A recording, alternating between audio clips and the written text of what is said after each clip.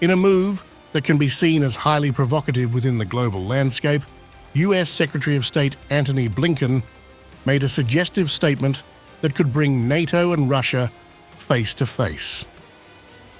On May 22nd, in testimony to the House Committee on Foreign Affairs, US Secretary of State Antony Blinken appeared to backtrack on the US ban that restricts Ukraine from using American weapons on targets inside Russia. When it comes to enabling, endorsing attacks outside of Ukraine, that's not something we've done, but Ukraine will have to make and will make its own decisions, and I want to make sure it gets the equipment that it needs to effectively defend Congress itself. got them.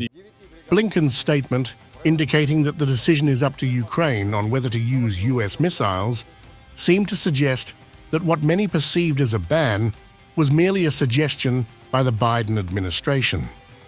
Shortly thereafter, a sharp response came from the Russian side. Russia's ambassador to the US, Anatoly Antonov, via the Russian embassy's channel said, "Such provocative statements are extremely dangerous and reckless.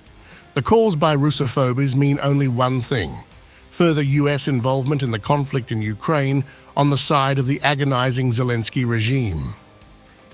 He also wrote, "The level of hysterical reaction to our successes at the front is growing in Washington exponentially, not by the day, but by the hour.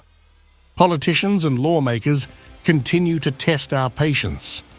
Every day we hear new proposals to expand military assistance to the junta in Kiev." Moreover, the Russian ambassador blamed Ukraine, claiming it is trying to provoke the US and other NATO members into entering the conflict with Russia. It is obvious that Kiev wants to do what it can to provoke the United States, as well as other NATO countries, into rash actions and achieve a head-on collision between Russia and the bloc's members. The fallout of the US giving Ukraine the green light to use missiles and weapons at its own discretion could be perilous. It might escalate the conflict further, as Ukraine is already contending with a formidable Russian military.